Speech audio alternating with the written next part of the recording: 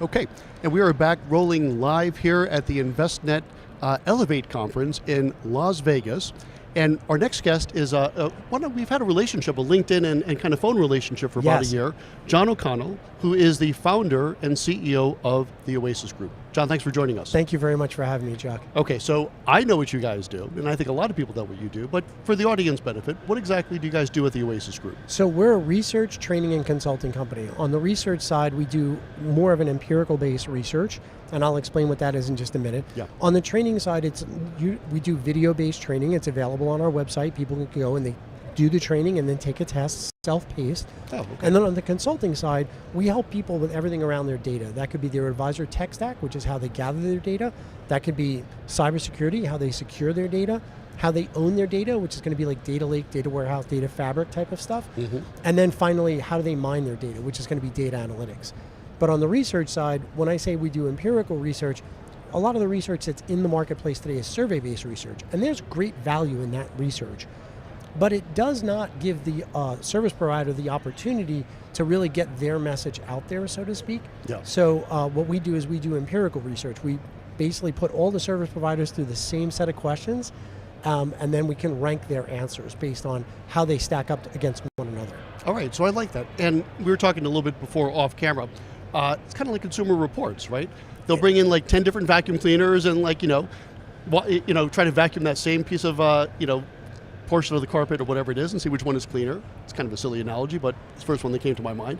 Is that kind of similar to what you're doing? You're really test driving these different pieces of technology. Absolutely. For example, we're going to be releasing at the end of this month of research around artificial intelligence note takers. Yeah. So to do that, we created a script, a conversation between an advisor and a young couple, and we put a lot of points in that script that were tidbits, things that they should be capturing, action items in some cases, financial planning capabilities and others, and then we use the exact same script with the exact same 3 actors through every one of the 8 AI note takers that we tested. Okay, so if I recall my limited science I took in college and high school, like that's kind of that methodology where it's standardizing everything. You're putting all these, and how many different AI note takers did you put into the study? We had 8 in this particular study. 8, so they basically all had the same task to essentially listen to the same exact conversation, and you wanted to pick which one was capturing the content and the action items best, yeah? That's correct. And then we assigned a certain number of points. So for example, if one of the couples, our fictitious couple is expecting a child, that child is going to be born in a certain month. Yeah. If the AI note taker picked up that they're expecting, that's 1 point. If they figured out the month, that's an action item for the advisor to reach back out. Right. That's another set of points. And then what we did is for every point that they got correct, we added all that up, and then it's a mathematical formula to rank them. That's cool. And do you do this report every month? So we did a report in Q3 of last year around custodian platforms, which we had 10 custodian platforms in. We're doing AI note takers, and then in about a month and a half, we're going to be releasing wealth platforms with Envestnet and everyone else in it. Oh, this is very cool. I knew you guys as a consulting firm, because we've actually chatted about that. We have. I didn't realize that you're doing this. And I like that it's not just survey, right? Because surveys are good for sure, but if we're comfortable that it is unbiased, to have someone who really understands technology, which you guys do clearly, giving me some direction, I think that's great. So who are the 8 people in this particular, 8 firms in this particular study? I'm going to forget them all. Okay. But I mean, if you think of some of the ones that you're going to hear all the time, like FinMate, Jump, Zeppelin, Zox, Right. Millie, those are some of the ones that we have in this study. And I know I'm forgetting some, so please, for those of you who are out there that I'm forgetting one of you, please do not take that negatively. That's right. But what we really wanted to do was put them through the paces. So the first part of the study is actually covering this script and its accuracy. The second part of the study is really diving in a little bit more into the security aspects of it, the compliance aspects of it, and how do they deal with your data? Can you get your data back out of it? Many of these companies are young. There'll probably be some M&A at some point in time. Yep. So if you're a firm, a lot of times RIAs ask me, how do I know that I'm making the right decision? Well, you don't. You don't have a crystal ball any more than I do. Well, let me tell you something. I'll just say one thing to the audience. The way you know is you buy it and you're like, this was such a mistake, because I've done that more than once. Hopefully that's not happening for folks. It's but if happening they for me. do buy it and they turn around and say, well, the company's getting bought. I want my data out. I don't like who's buying them, or they merged with another firm. You want to be able to get your data out. Right. And that's part of what we're looking at as well. How portable is the data? Can you get the data out? Do you actually own the data? Yeah. Right? Because quite frankly, the note taker is a steward of that data. They don't have the client relationship. They certainly, other than a contractual licensing arrangement with you, you don't work for them. Right. So how do you get your data back out of the note taker at some point? Okay, so at our shop, Sovereign, we are actually right now looking into, number one, do we even want to have these AI note takers? So before we go into should someone have an AI note taker, can you tell us who the winner is, or is that something we have to wait for? You have to wait for the report to see the winner is. You know what, because I do want to track this, and I'm sure some other people in the audience would as well. Do they go to your website? Yes, absolutely. You can see it on the website. When we do release the report, you'll see a press release from the Oasis Group. Okay. It'll be all over our social media, so if you follow us on social media, you'll see it.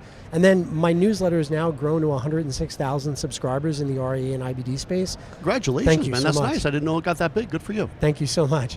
We're really thrilled by it. I think we're putting out some really educational content, some really good stuff, so I think that's what's helping us. But we'll also have that announcement in our newsletter as well. And people can subscribe to the newsletter right on our website.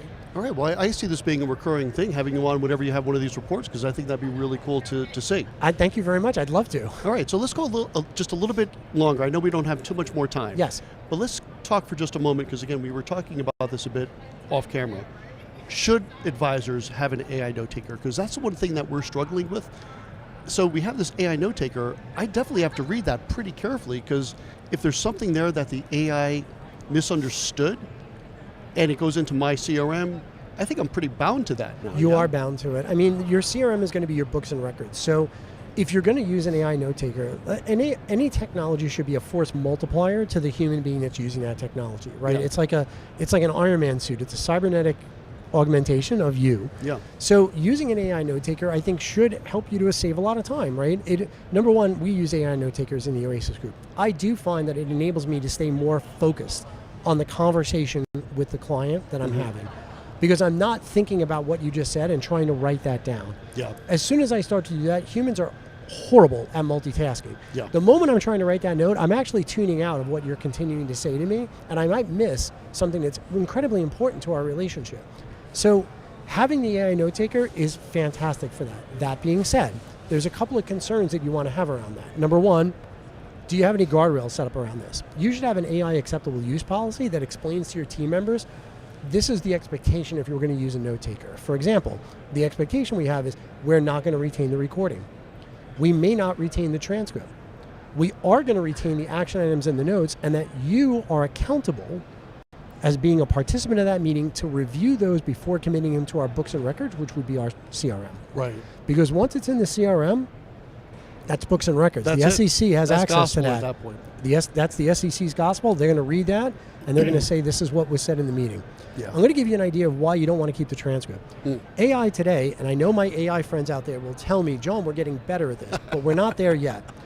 AI today is very bad at sarcasm. Yeah. Okay.